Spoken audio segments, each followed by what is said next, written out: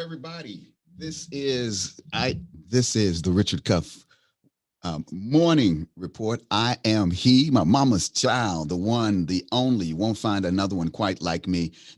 Want to welcome you to the Richard Cuff weekend report, or the Richard Cuff morning report, I should say. And what I'm in the process of doing is um, getting prepared for the podcast, because everything that we talk about during the show, I am going to um, put on the podcast, basically the greatest hits of the week. Think of it that way, and you'll be able to check that out. If you haven't had a chance, uh, um, if you haven't had a chance to catch this before, let me start by introducing myself. My name is Richard Cuff. I'm president of CTI Marketing, founder of December Business Alliance, master greatness coach at getreadyforgreatness.com, and also the host of the Richard Cuff Morning Report and the Weekend Report. Also, if you haven't had a chance to check out my podcast, The PS Factor, do that as well. So we'll be talking about all of that stuff, and I want to be able to get you connected as much as possible to all the things that we are doing. So give me just one more second here, because I want to make certain that I am sharing this broadcast on all of my platforms. And if you haven't had a chance to do so, get over to getreadyforgreatness.com and um, like the page.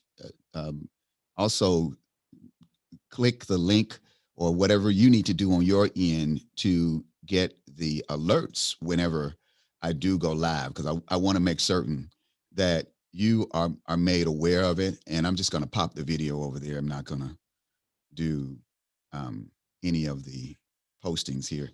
And then also we're going to, let's say we're going to I'm going to ask that you do this. If you're watching live, write live in the comment, and what city, state, or country that you are checking us out from. That really helps us out with our targeting, and I can make certain to keep you posted on everything that's going on. And man, this is really becoming fun for me. I'm getting my broadcasting legs back under me. While I'm sharing these pages, let me just kind of give you a little bit of background on myself. I've been in broadcasting for well over 30 years. Um, I started back in the late 80s, producing mainly on stage, producing stage plays and comedy. I was doing stand up comedy, and then I met a really life-changing person. Her name was Alexis Snyder. She's a good friend to this day. And Alexis helped me with a nonprofit project that I was working on to bring Whitman Mayo, the guy that played Grady on Sanford and Son, to bring Whitman to town. And let me do this. I want to make certain that that you guys can actually see this video, because let's see. And it looks like not. Let me go back to my Zoom thing here and make certain that this is coming up. So give me just a moment. I'm trying to discover why it's not showing over on the Facebook page. Let me go to YouTube. I am there on YouTube. And let me go to Facebook. So it's showing on Facebook. Yeah, what you're going to have to do on the Facebook page is actually click the link. So hopefully you will have done that, and then it will open you up to our YouTube page. But I think I can also share this. Let me try something here. I want to see if it will allow me to, which it won't. I can't do both Facebook and YouTube. So here's what I think I'm going to do. I'm going to do the reverse. I'm bear with me for a moment, because I'm going to um, do the reverse sort of here, and I'll come back and post this video to the YouTube page later because I I just don't like the thought or the idea. Right now, it's showing. Uh,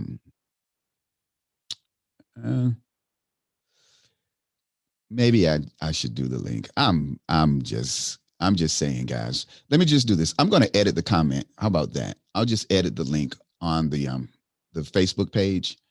So I'm going to just say be sure to click the link.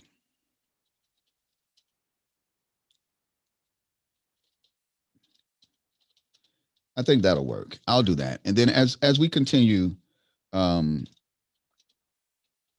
join me on YouTube Live. How about that?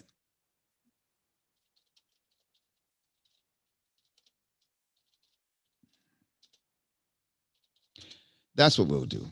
And I'll do that for now. And then I'll also do that same thing on my other pages. That work out, guys? I think so. So remember, if you are watching and your comments would really help. So that'll take. In fact, I'm gonna edit that even more because I got to be specific. Somebody might read it and go, "What link?" And I'm gonna say the link below. How about that? Okay. So now that does it, and you should be over watching now, watching on YouTube. And if I'm not mistaken, when you click the link to join me over on YouTube, you can leave comments. I'll keep it there where you can leave the comments over on YouTube. And but there's nothing that stops you from placing a comment um, at the Get Ready for on on the Facebook page. All right, guys. So let's do this.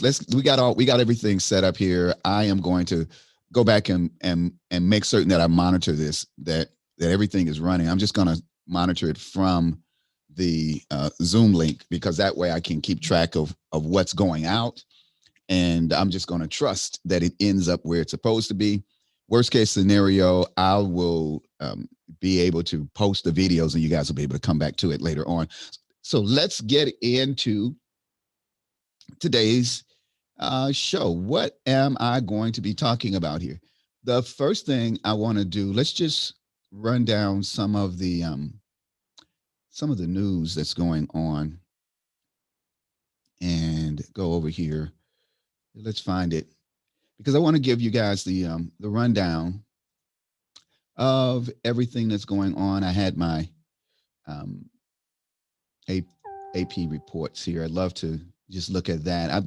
I think the Associated Press is really good at just putting the news out there because basically, if you guys know, the Associated Press is just basic common ground for all the news, and then everybody pulls their media from there. Then some media outlets obviously produce their own news, but others use the Associated Press to identify the news that they're going to report on and go from there. So let's do this. I'm going to open this in a browser. But not that browser. How about that? Let's see. I'm going to do this. And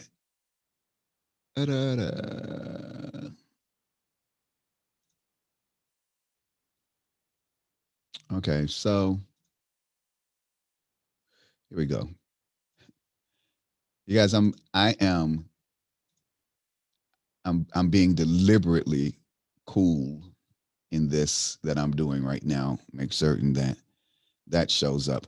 All right, so here we go. Let's get started. Let's talk about the news. Remember, I want to give you guys news on 4 levels, and we're going to start off on the national/international level, and then we'll bring it down to the state level. In my state here, Florida, but I am going to do my best to try and do state level news, or basically I'd say news that impacts you on the state level probably is the best way to look at it. But I'm going to my focus here on the Richard Cuff Morning Report, because I am in Jacksonville, Florida, and specifically the in general, the Northeast Florida region, the news that impacts this area is Georgia news, and well, Southeast Georgia and Northeast Florida all share the same news outlets pretty much.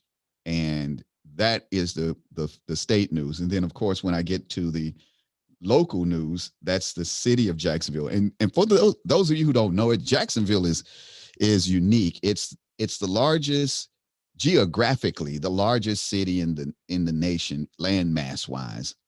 And but it's a consolidated city. And what that means is your county probably has 5 to 10, 15, 20 cities in the one county. And then those different cities have their own municipal governments and their own boards. And usually what happens is there's a city commissioners that partner with the county commissioners to get the county in general to bring funds to the area. So it's kind of like a miniature United States. Well, imagine if all the states in the United States just said, you know what, we don't care to be Florida, Georgia, Alabama. We just going to be America. And so it's then not only is it not the United States of America, it's just America. And then so when it becomes just America, that means no states are identifying as just one big landmass. Well, that's what Jacksonville is. Duval County is the big landmass. And back in the 60s, the county leaders, the whites, convinced the blacks who were basically becoming the core of the city, convinced them that if you put yours in our bag, you can get more tax dollars because it'll help us all grow together. Well, 50 years later, you know, it's like the kids in the playground. Ah, 99, I fooled you. I fooled you. Yes, they did. They fooled them big time because all of the promises that were made were promises that were not kept. So that's the local news. And then the fourth level is we're going to talk about things that can impact you personally. How about that? So let me begin on the national level. Just give you on the national. Where were you, man? Yesterday, that inauguration brought America. Said to the world, America is back, and the age of chumpness is over. P45 is out of the door. So now that P45 is gone, the question is, what is a President Biden gonna do? So President Biden now came out the gate swinging, man. And that inauguration was, even though it was virtual and, you know, watered down some because of COVID, it was, off the chain. So, of course, President Biden, in taking that helm, he appealed for unity, and to take on the crisis. So that's part of the thing that I am sort of wrestling with right now, because I am determined to stay a no party affiliated person. But no party affiliated doesn't mean that I don't have an opinion. It just means that I don't allow my opinion to be driven by party politics. My view of the world is just that. It's my view of the world. Now, coming out of the box, I know that I am looking at the world differently than others. So my view of the world is not everybody's view of the world. In fact, my view of the world right now is kind of cloudy because I ended up touching touching my glasses this morning. But my view of the world is not everybody else's view of the world, and I get that. No two people have the same view of the world. So that's part of the challenge in and of itself.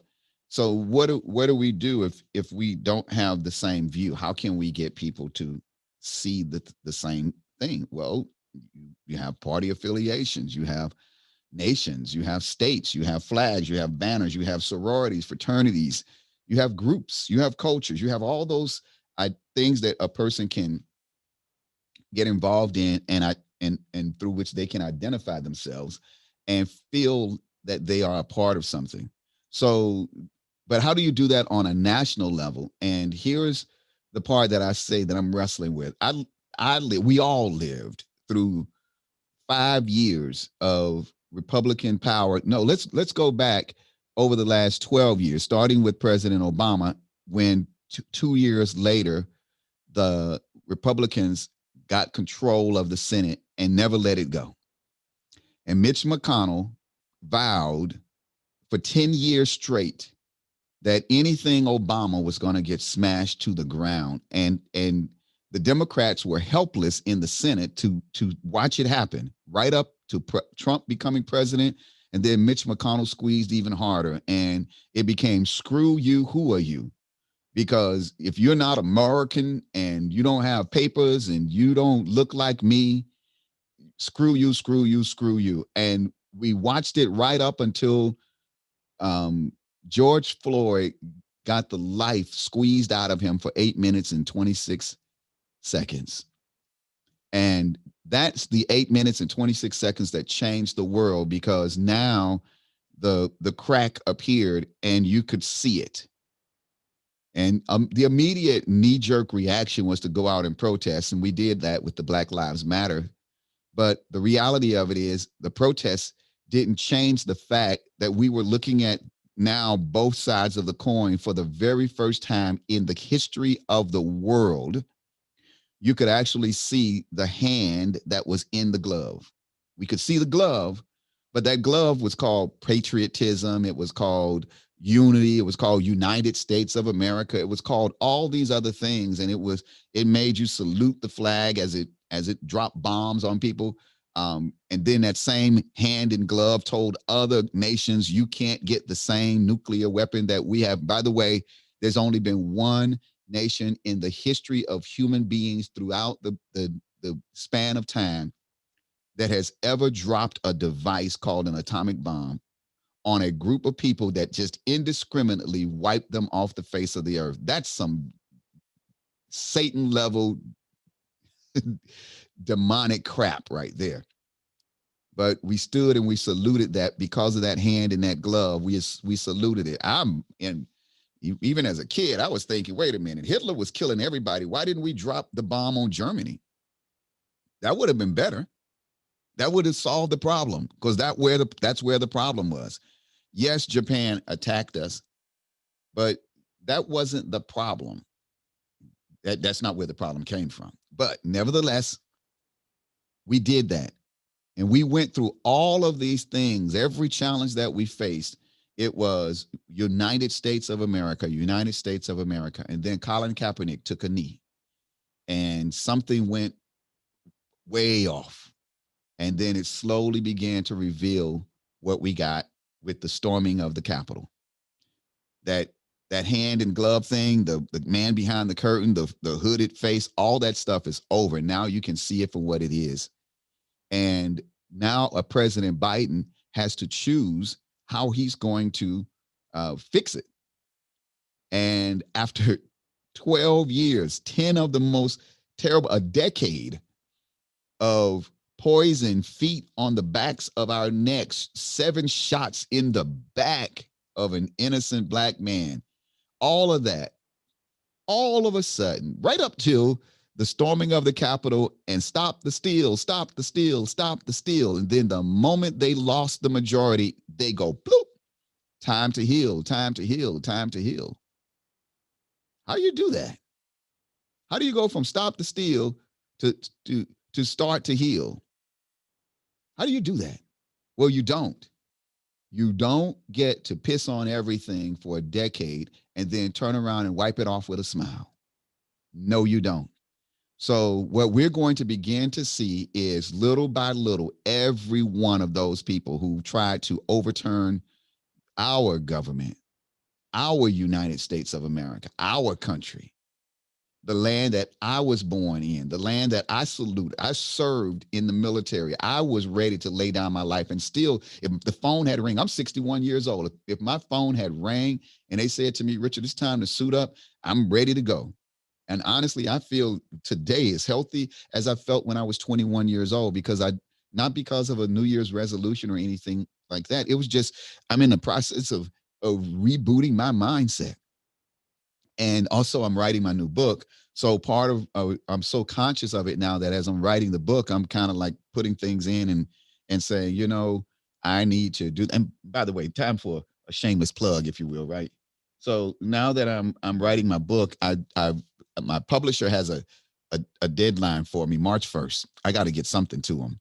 So the book is called The PS Factor: 7 Habits to Unleashing Your Greatness and Building Generational Wealth. This book is going to change lives. It's going to be how we start the heal, because it's going to address the number one thing or three things that we have to do. And I say it's love, grace, and forgiveness. And those three things, but the greatest of these, as the Bible says, is love. So we'll get to the greatest of them all. We got to deal with some places where we can begin. Where does the healing begin? And I believe it begins with forgiveness. So you're going to hear me talk more about that. We'll get to that a little bit later on. Also, and now that I'm on it, I want to talk to you about this, the One Vision reward card. This One Vision reward card is um this is the card that is going to change the way we look at the world around us.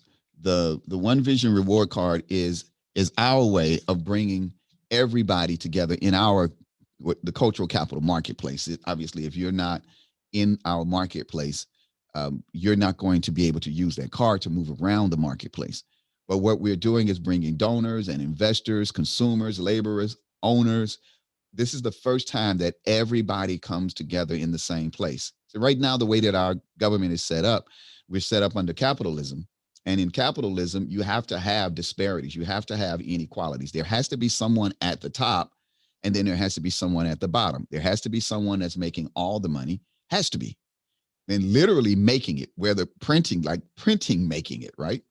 So they're printing this money, and this money is coming to trickle down. So as they're trickling that money down, you get those at the bottom who become the workers, and supposedly they go out and spend money in the economy, and the businesses make the money, and those investments come back into the nah, that's not how it happened. 50 years after trickle down, nothing has trickled down. But the problem with that is the alternative to capitalism, it seems, is socialism and communism. And that narrative, we know how that works. We only need to look at what happened in North Florida as opposed to South Florida. How could North Florida turn blue and South Florida be red? Because thank you, Ronald Reagan.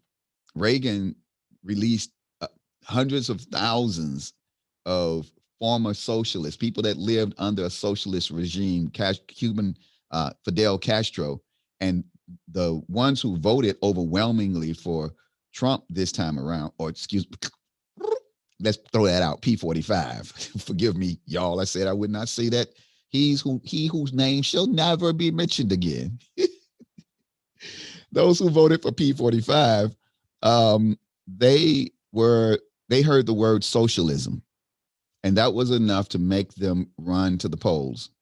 And if there were enough Cubans in Atlanta and in Southeast Georgia, they would have heard that socialism message from Kelly Loeffler as well. So I want to get onto that, but that's the point that I want to make on the national level. Biden is now bringing together. He's focusing in on immigration, racial justice, all of those things.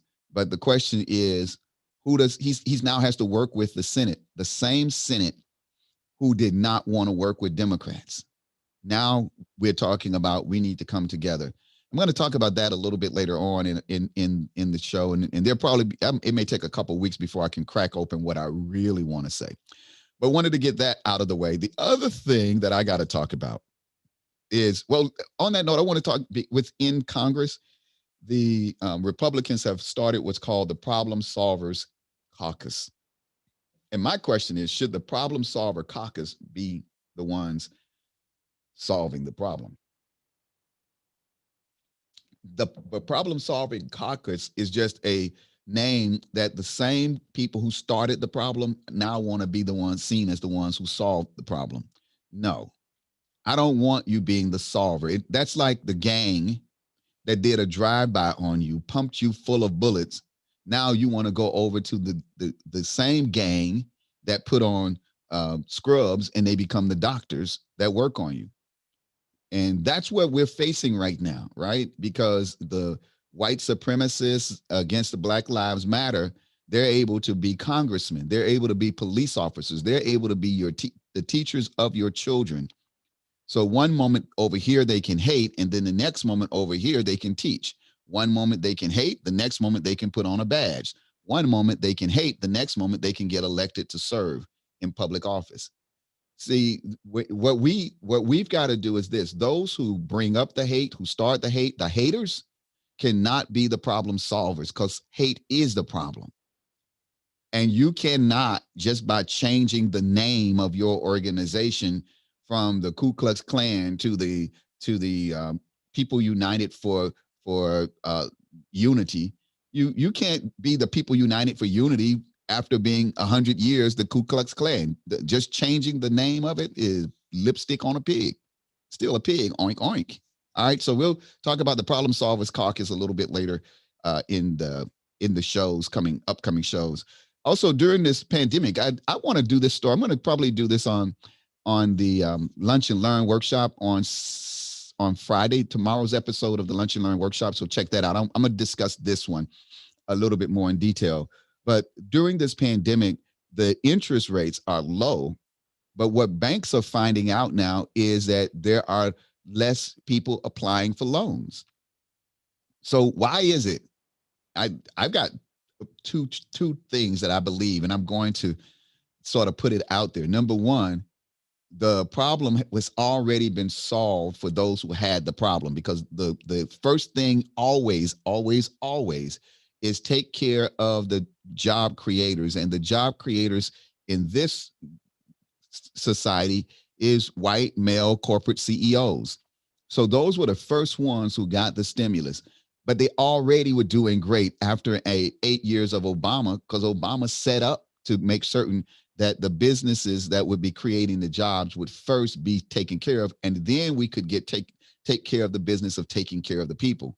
Well, that was disrupted with Bernie Sanders and Hillary Clinton's fight that split the Democrat Party, and the Bernie bros went for Trump.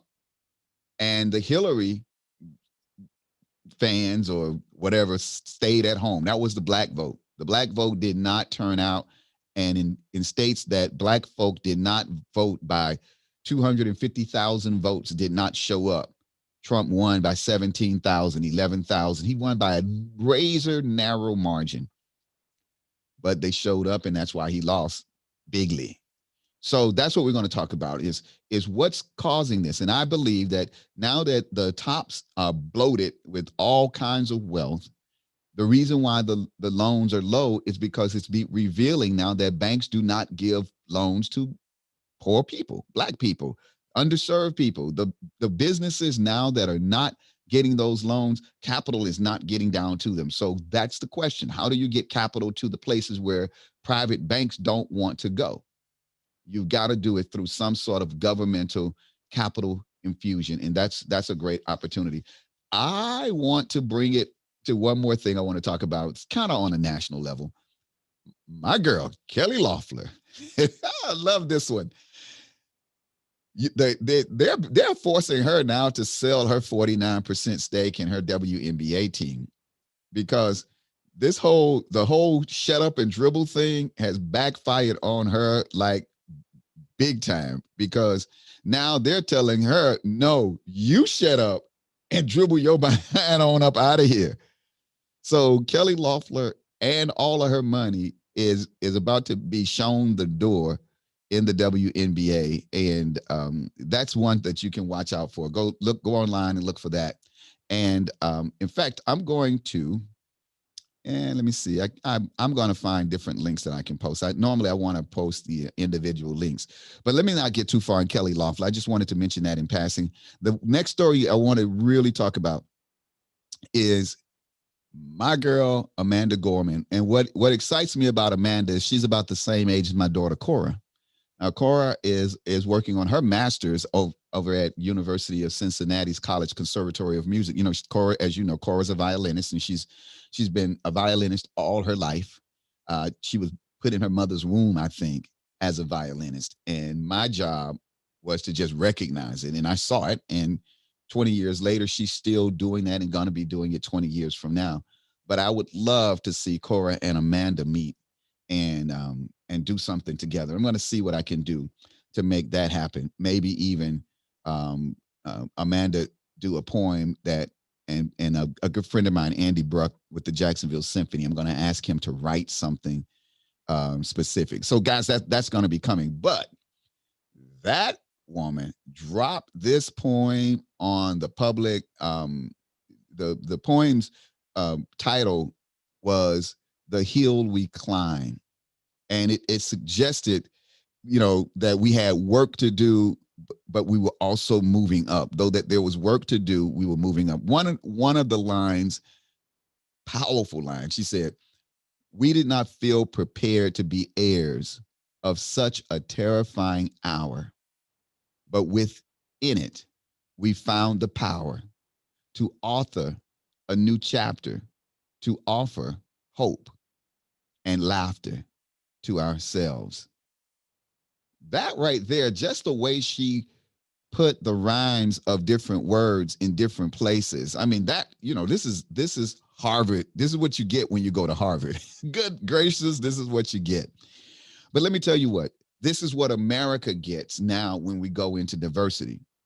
We now are beyond the 3-sentence or the 3-word sentence president. You know, lock her up. Yes, lock her up. Lock her up. Steal, stop the steal. Yes, 3 words. Those days are gone. And how far they gone? They can be wiped off the face of this earth if we have a true dedication to early childhood education that truly educates all of our children, financially and literally, as literacy wise. So being able to read not only the words that are in front of them, but understand the context in which they're presented. That's what's powerful. This one of the one thing about Amanda Gorman's poem, she had completed a little more than half of the poem before January 6th and of the siege, and she said this: "That day gave me a second wave of energy to finish the poem." She said that she would not mention January 6th specifically, but her reference was unmistakable in this passage right here. "We've seen a force that would shatter our nation rather than share it, would destroy our country if it meant delaying democracy. And this effort very nearly succeeded. But while democracy can be periodically delayed, it can never be permanently defeated." Baby, delayed but not denied. That's what I talked about. Your dream deferred in my daily commute. If you haven't had a chance to check that out, go look on my page for my daily commute, and you'll see that I was just talking about what happens when the dream that you thought you were going to have, the goal that you thought you could reach at a particular time, didn't happen in that time past. Well, you have to reset your thinking, change the way that you're looking at it. And man, this young woman is I love her. I'm gonna do my best to. I probably have to wait until she moves off the her 15 minutes of fame right now, where the media is really focused on her, and then I'll be able to get her on my show. So we'll do that. Now let me wrap this thing up. I've been going about 40 minutes. I want to make certain I don't take you guys too long, but I want to share something with you, because this is what's crazy. This Peter Haneen, a sheriff's deputy with Polk County Sheriff here in Florida, guys. This is probably why I can tell you I can focus on Florida news, because Florida news, what goes wrong in Florida is wrong with the nation. That's what goes wrong in Florida represents everything that's wrong with the nation. So in essence, whatever Florida gets right is right with the nation. And so that's the way I say we should look at it. But for right now, let me let me share this video with you. I'm going to go up here and pull it up on my screen because this this shiggity here is like amazing, man. It is really amazing. So give me just a moment to pull it up, and if I had a if I had my producer up in here like I should, right? If I had my producer up in here, I would be able to just say roll the tape. But I'm working on building up staff, and I got a couple people that have reached out to me about wanting to help. But I'm certain that there's somebody out there that has some real broadcasting skills, radio and television broadcasting wise, that they can truly come on board here and be the blessing to this show that I know I definitely need. So let me come back here to you guys, and I'm gonna share my screen and also make certain that I am sharing my audio. So give me 1 second here. And as this plays, I want to make certain, guys, that you all can hear it. So and we're recording. Okay. So let me share the screen, and you should see that. And now I should also have the option to share my computer audio. There we go. All right. So I wanted to make certain that I do recording. So now you guys, let's listen to. So let me share the screen recording of, and you should see that. And now I should also have my headphones the option. So share my this is the there we go. All right, so I want to make certain of the deputy now you guys threats about the U.S. Capitol. Let me share the screen. This is deep, so and you should see that. Good evening, everyone. And now I should also have the option. So this is the there we go. However, as the deputy now you guys threats about the U.S. Capitol. Let me share the screen. This is deep, so good news and not so good news. Good evening, everyone. And we employ here to present 1,000 deputies. So this is line every day. There we go. However, as between good and evil, and that do the right about the U.S. Capitol. The good news is one of our deputies again did the right thing. We employ here to give us information on one of his colleagues. This is the written threat. However, the deputy about the U.S. Capitol. The good news is that one of our deputies again, he's locked up right now. We employ it's important to understand, not just today, this is not just the written threat, however, but forever the words that about the U.S. Capitol. The good news is that one of our deputies to kill, he's locked up, not acceptable. We employ it's important to understand, this is not just today, this not is just 29 years old, but forever the words for the sheriff's office for about 4.5 years of deputy. The good news is that he is suspended on determination to not accept tonight. He's locked up for a second-degree murder of Shrek, 29 years old. But here's what occurred. Work for the sheriff's office. As you all well remember, we had illegal entry into the Capitol Hill on determination to not accept tonight. You guys, I'm going to stop sharing my screen here because I want to make certain that I was not giving up. But the bottom line is that I'm going to put that link on my screen. I want to make certain that I wasn't getting any kind of giving you guys bad feedback. But this is the arrest of this police officer making some pretty serious threats, and the sheriff there ended up reading word for word the communication between this police officer Haneen that was arrested and his fellow police officer who carried on the conversation with him and then copied screenshots of it and turned it in. Now he turned it in under the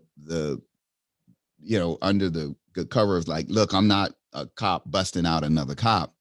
I'm a cop who's concerned for the mental health of this guy. And we'll give him mental health, right? You know how that goes. And I'm just going to say this: whenever something happens with a white lives matter or all lives matter side of the fence, I'm going to put it that way. On the all lives matter side of the fence, it's always from a standpoint of health issue, lone gunman, had whatever it was. It's not all of us. It's not all of us. And we don't have to put up fences and walls, and we don't have to be concerned that there'll be some attack. But when it's the Black Lives Matter, the people of color lives matter, the immigrant lives matter side of the fence, it's we need to ban all Muslims. We need to build a wall to stop all Mexicans. We need to deport all DACAs because any one of them at any given time can come and attack us. And after all of this talk, all of the talk, who ended up attacking us but the very ones who have been delivering that message? So what we've got to do going forward is make a decision, not because the decision has already been made that we're not going to stand for it. So that's a given. The test is over, and I believe democracy passed the test. How badly did we want it? We wanted it bad enough to get the disease out, and P45 is gone. And by the way, let me show you God. Let me show you guys. It's amazing. The day after P45 is out of office comes the very first report that it looks like the virus is receding. Yeah, the tide of the virus is receding. The curse is over. Guys, we were hit with a plague, and that's what that was about. That plague was going to be on this nation as long as P45 was in power. The moment he was gone, the plague started receding. Do you understand that? If you don't get it, that somebody used your hatred, your hurt, your pain, and I'm talking to my white brothers and sisters right now at this very moment. You are in the exact same boat. Get this, oh Lord, this right here is going to help you. I want you to go and listen. Even if your white spirit, that anger inside of you wouldn't let you listen to Amanda Gorman's poem, go back and read the poem Amazing Grace. Not Amazing Grace as a song. Read Amazing Grace as a poem, and you put that poem beside Amanda's poem, and you will understand that on the slave ship was white people too. See, that's the part that we don't get. That white people were also on the slave ship. Forget about who was in chains. Let's just look at who was on the ship.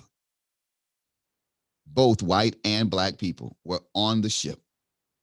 And they were sailing that ship to serve a king and a religion, because the Catholic religion, which has some repairing to do, but the Catholic nations were the drivers of colonism. And they started out with coming into town. Hey, we come in the name of a wonderful Christ Jesus, and we want to show you the love of Jesus. Also, we want to get a couple slaves while we're at it. We want to show you the love of Jesus. We wouldn't mind taking a little bit of that gold while we're at it. We want to show you the love of Jesus. We need that oil. Give it up. See, they come bearing gifts, and then they take everything else.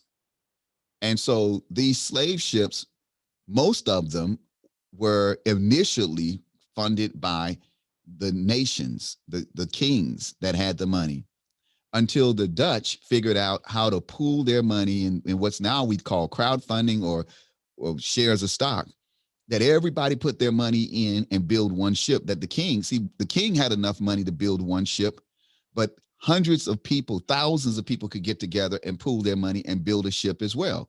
The question is, how do we split it up? We knew that when the ship came back with all those riches on it, the king would get everything. But the people said, if we keep doing that, the king's going to be so much richer than us that he'll control everything. So why don't we pool our money together, build our own ship, and then when it comes back, let's split it up based on the amount of money that you put in. You put in 100 shares, you get 100 shares of the wealth. And that's how Wall Street started. The very first stock that was ever traded that way was a slave ship in Dutch West Indies was the name of the company. Go Google it, search it, look at it for yourself. Wall Street was started by selling or trading shares of stock in slaves or the commodity that was produced by these slaves, the ships themselves, but also there was cotton, there was sugar, and there was tobacco. So cotton, sugar, and tobacco were the big three that drove everything, and you needed labor to grow those things and produce them so that it could be sent back over to the king, and he can put a little bit of sugar in his tea and his coffee and talk about how wealthy he's got it going on. Guys, that's today's morning report. I want you to go and don't take my word for anything. Go research it for yourself. Look for the Richard Cuff Weekend Report, the podcast that's going to come up as I drop some of the information that I've given, maybe in some highlights. We're going to have some fun stuff. I'll have maybe add a co-host. But I really am excited about what this broadcast is doing, not only for my life in the 35 years that I've been in this broadcasting game and have been blessed to be able to change with the technology and not be stuck in my ways. I could easily be stuck back in the 70s and refusing to change. But I've never had an opportunity to get my feet under me. So one of the things that I know I need to do is to do the reverse. I'm going to share this live onto Facebook, and in sharing it live onto Facebook, I'm going to be able to then put the archive, if you will, over on my Get Ready for Greatness Facebook page. So that's where I'll put the videos. And we've got time, and I'm going to spend this year just getting used to talking. I'm not going to get concerned with the technology and where the stuff is working. So forgive me, y'all, for videos that I'm trying to run and they're sounding crappy or whatever that is. I don't know, because I don't have my production team in place, but I will have that in place in the next 30 to 90 days. And also we'll start obviously bringing on sponsors and a whole bunch of other things and start doing some live guests as we continue to move the conversation to the middle. That's really what it is. That's probably that would probably be a good tagline, right? The Richard Cuff Morning Report, moving the conversation to the middle. So let's because the party is in the middle, right? Oh man, that one's even more powerful. The party's in the middle. Yeah, we're going to do that. We're moving the conversation to the middle because that's where the party's at. All right. Moving the conversation to the middle because that's where the party's at. The Richard Cuff Morning Report. Yeah, that flows. Moving the party to the middle moving the conversation to the middle because that's where the party's at. The Richard Cuff Morning Report. Till next time, guys.